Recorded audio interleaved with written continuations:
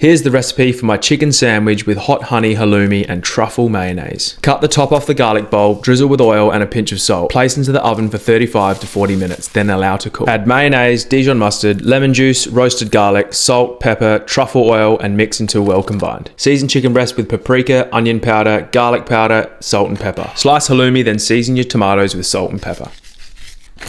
In a pan, add bacon along with some water to help render the fat down. Flip once crispy and then repeat on the other side. Heat a pan over a medium heat, then add oil and butter. Fry chicken for 2 to 3 minutes each side. What makes this sandwich so good is the halloumi. Add the slices along with hot honey and flip once golden brown.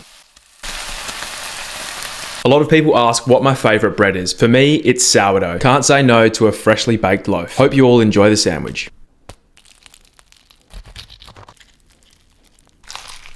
That is good. So good.